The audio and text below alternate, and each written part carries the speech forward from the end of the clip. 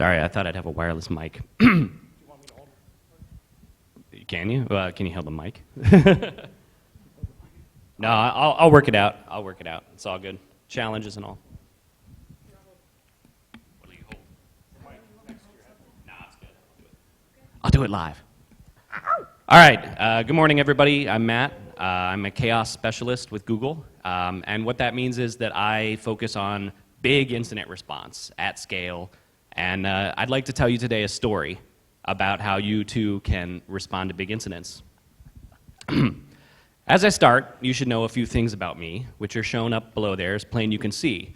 I've trained quite a lot in my life up to now, and I've thought about many ways how to help people once they're in some sort of trouble, to find them and save them and pull them from rubble. And I've spent many hours on networks and systems, developing powers to defend and to fix them. So, for 20 years, two me's were thinking and training, and now that I blew through that, I'll be explaining about how us responders can fix up our game by watching the firemen and doing the same. Now, before I show you how to master the art to work through catastrophes, both big and hard, you should know there's a few things to signal your team that your snafu's much larger than one of the mean, including these factors I listed behind me, and some my detractors might someday remind me. You should note that the picture you're shown on the right is a quite funny stricture which happened one night when the late Aaron Barr of the great H.B. Gary became the star of a segment most scary. When the news of his compromise went on the air, he was personally mocked by Stephen Colbert. And I point this out not just to get a few kicks, but to show you that bad response has concrete risks. A big incident isn't like one that is tiny. There's a whole lot of things that are pains in the hiney. There's knowledge gaps, stress, and management icky. There's responders depressed and allies made quickly. There's urgency high and time running low. Needed details slip by and your comms don't quite flow. What you need to know most you don't know right away. And your defense is toast. You've been working for days. Your point of sale's murdered. Your ops might be busted. Can the email and servers and laptops be trusted? In the muck and confusion and early on haze, it's just an illusion that you're running unfazed. When the problems are tough and the scope is quite large, it can be very tough to know who is in charge. In fact, there's a lot that these factors remind me of other things, such as those you'll see behind me.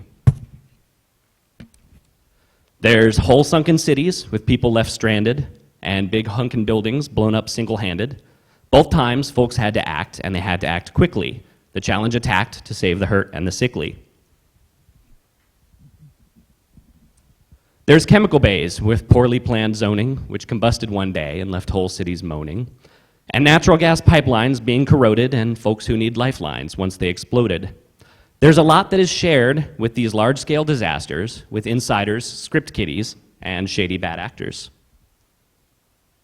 So to get to the bottom of this talk, I implore you to know that these problems have been solved before.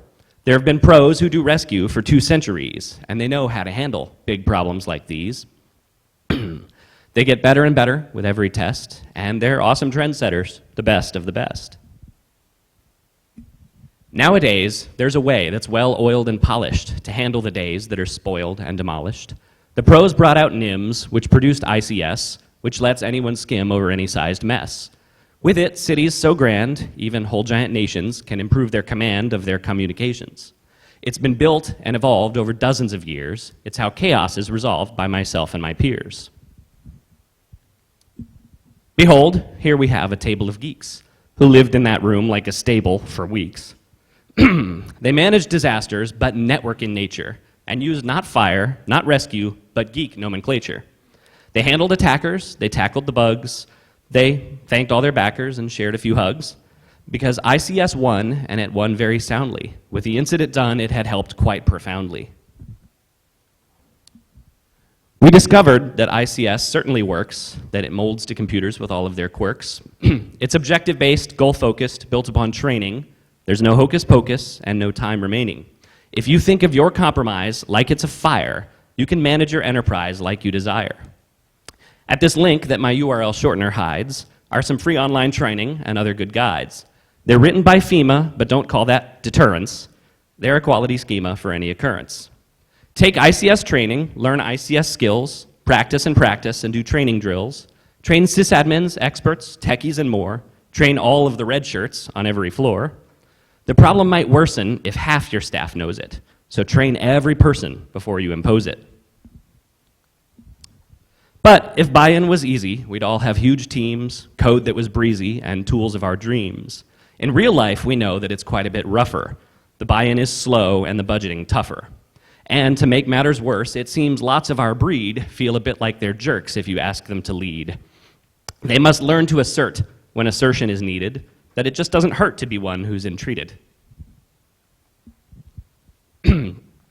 The skill set that others have mastered before you can manage disasters, and so I implore you to learn from the deeds of another profession, to plant now the seeds of a new set of lessons. You can run your responses like the ones run by pros. You can learn in the nonce what the firemen know. So don't be left in the lurch with 1,000 owned clients. Pull your boots on and perch on the shoulders of giants.